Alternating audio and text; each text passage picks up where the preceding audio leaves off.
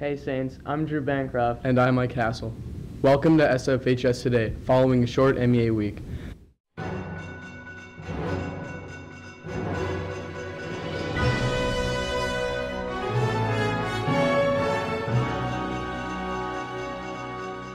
Last week was a short week because of the Education Minnesota Conference, so we have a shorter show this week. The death toll in Florida has risen after Hurricane Michael hit. Efforts have turned to recovery with a number of people still missing. In more weather-related news, Indonesia's disaster of a 7.5 magnitude earthquake followed by a tsunami hit close to home for one SFHS student. We spoke with her late last week. A lot of them happen in the nighttime, so we sleep through them a lot. The only really big one I felt is probably 3 or 4 years ago, but it didn't do it. There wasn't any damage. It just shook. So have things. you ever, you haven't been in like an earthquake at this magnitude? No. No. But how is like life different, worrying about tsunamis and earthquakes versus not really worrying about it? Well, yeah, structures with buildings. They do have the mindset of earthquakes happening, but they don't have enough education to be able to make them earthquake-proof. So this past year, there's been like probably over 10 earthquakes that have been really big, and you can see on videos like just buildings completely collapsing and stuff like that. So it's not. Yeah, I would say that they would make them more earthquake-proof if they had the education to be able to do that. According to the Wall Street Journal, early Monday, Sears filed for bankruptcy protection after years of struggle. Sears said it would close 142 unprofitable stores near the end of the year. With liquidation sales expected to begin shortly, the closings are in addition to 46 stores that are expected to close by November. Back in school news, the counseling office will be hosting some college reps in November. Thursday, November 1st, during the 5th hour, University of Minnesota Duluth will be here. Check out the counseling office for more information. Senior Day will be held on October 26th. Seniors can go to the IMC and apply for colleges. People who participate have the chance to win some prizes. We got some more information. Senior Day is a day when all seniors will get a pass to come into the IMC and complete some senior projects. First and foremost, you're going to meet with your counselor to make sure that you are on track for graduation. You can do that ahead of time by scheduling an appointment on a Google form that you got from your counselor. Other things seniors can do while they're here are apply to college, do college and career research, meet with military reps. We're going to have a celebration area so you can get your picture taken, win prizes, get snacks.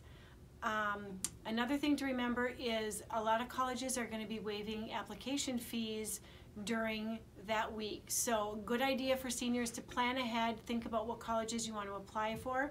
We're going to have several college reps here in the computer lab to help seniors help you walk through the application process.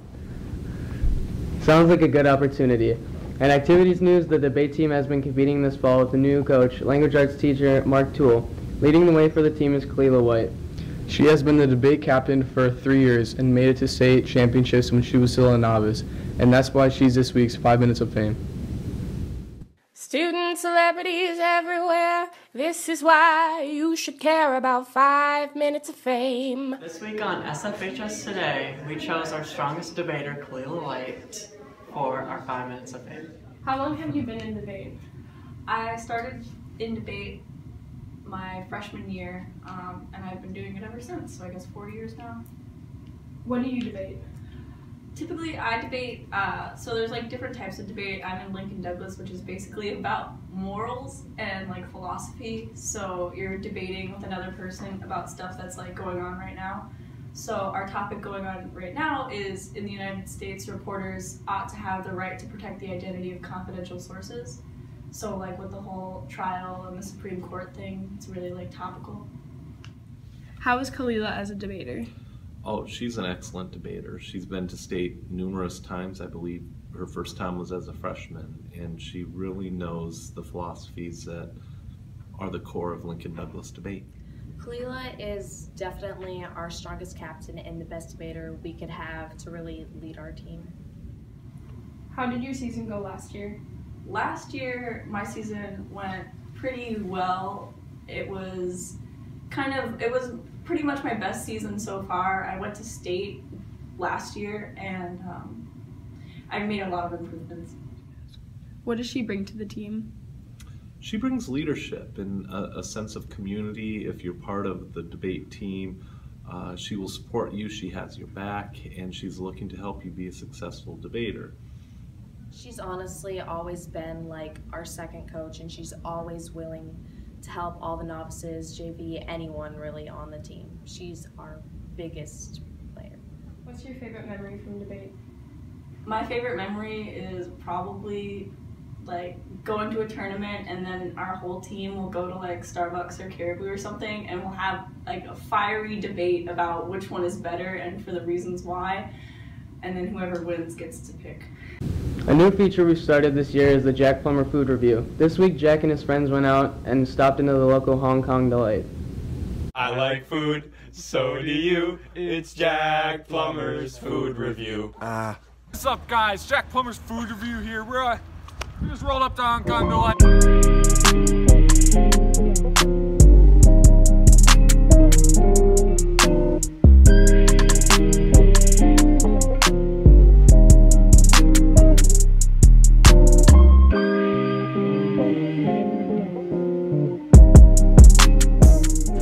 So, exactly how long has the restaurant been here?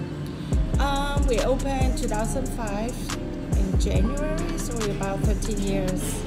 What menu items are some of your customer favorites? Well, actually, our favorite dishes, the most popular one is, the main dish is sesame chicken, and General Tao chicken, which is a spicy chicken lo mein,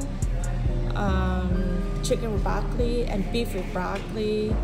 And then, of course, our cream cheese wonton, everybody loves it. And egg rolls. So what are your business hours throughout the week? Sunday and Monday, we open up from 4 to 8. Tuesday through Saturday, we open 11 to 8:30.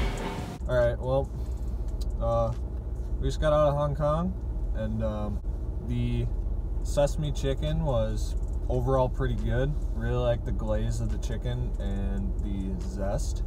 But if you're looking for a good cream cheese wonton, I definitely recommend Hong Kong Delight. I think that'd be the place to go. Overall, I think Hong Kong Delight earns 3.5 stars out of 5.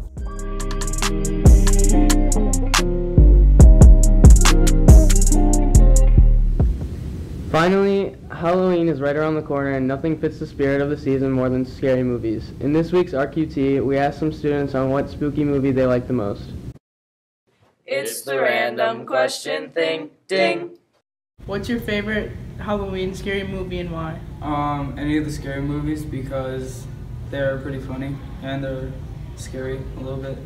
Scooby-Doo Halloween. Why? Because I watched it as a kid. My favorite Halloween movie is Scream, because my favorite part is when he goes, "What's that?" I like Hocus Pocus because me and my two sisters dressed up as them for a Halloween party last year. Hey Saints, I'm Rachel Miller and this is Sports.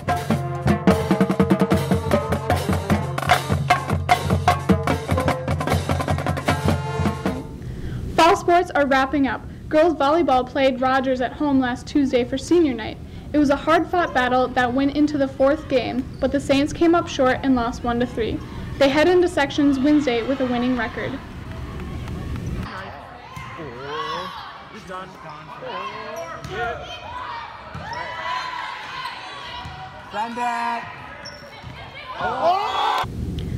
Cross country had a conference meet last Tuesday at Princeton. Izzy Gomez had an outstanding performance, placing 22nd and earned all-conference honorable mention. Boys team placed 9th and the girls team placed 8th. Their section meet is at Princeton this Thursday. Speaking of running, there is a teacher at SFHS who has a passion for distance. Mark Thul in the Language Arts Department has run marathons for years and hopes to run a marathon in every state. Before he calls it quits, Tanner Lowe, Nick Gerlach, and I had the chance to follow up with Mr. Thul after his most recent marathon. Mr. Thul is one of the language arts teachers at the high school. He's back from a 3-year leave, and he's got an interesting goal, to run a marathon in every state. And that's why he's one of our featured states. Have you ran a marathon in? I've run in 18 states so far. California, I've done a lot out west. New Hampshire is as far out east as I've gotten, though. Where do you plan on running your next marathon? My next marathon is in New Hampshire. My sister and I are going to run the Outer Banks Marathon. It's a stretch of islands that includes Kitty Hawk, where the first flight was. That's just off the coast, so it's actually in the Atlantic Ocean a little bit. What was your favorite marathon to run in? Than Grandma's Marathon and the Twin Cities Marathon, one for the scenery, the other for the people.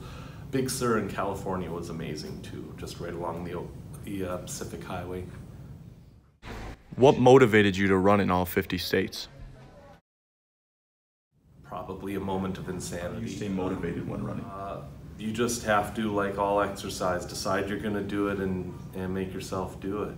Do you have a running buddy? No, only for the marathons. My sister and I run together. What training do you do? I train 4 times a week usually if I'm feeling up to it. 3 shorter runs and 1 long run that get gradually longer as I get closer to the marathon day. What things do you do to prepare the day of and the day before a marathon? The day before, we eat a lot of carbs. It's a nice fun day because you get to just stock up. The day of, you wake up and you just go. They're usually right away in the morning, and so you just make sure you have some carbohydrates with. The water is provided right on the course, so you don't have to stock up on that. But you just get everything laid out, so in the morning you just wake up and go. Do you enjoy running marathons? It's fun to run marathons. They usually have lots of encouraging signs. One of them said, "Pain is temporary, but race results stay on the internet forever." And that was a really fun line that we saw. Plus I get to see the nation, which is a lot of marathon. I don't know if I have one, but there's always just these images that stick. So for instance, at New Hampshire, just 1 mile into the race, it was 42 degrees and we're running downhill on a mountain, and there's this stone arch bridge that a creek was going under it, and it just kept going down in the angle that you could see it with this mist rising out of it, and it was low light and it was just gorgeous, and I forgot to take a picture. Or if I'm Big Sur, which is this huge hill that has Hurricane Point in California, just an amazing view. And there's always 1 or 2 of those, it seems, in every marathon.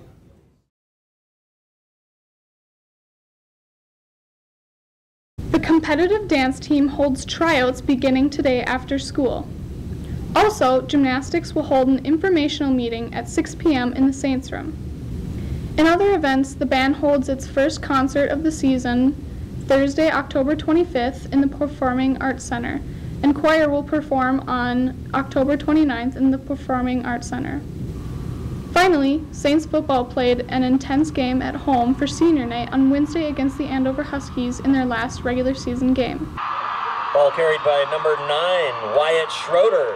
St. Francis Saints touchdown! The Saints came out with a win, earning a bye, and will play on Saturday the 27th in sections and will have the home field advantage. High school hats off to thee, to our colors, to we shall ever be, firm and strong, united are we. Rah, rah, rah, rah, rah, rah, rah, rah, rah, for St. Francis High. S-T-F-R-A-N-C-I-S, St. Francis, St. Francis, go Saints! That's all we have this week. Stay safe, Saints.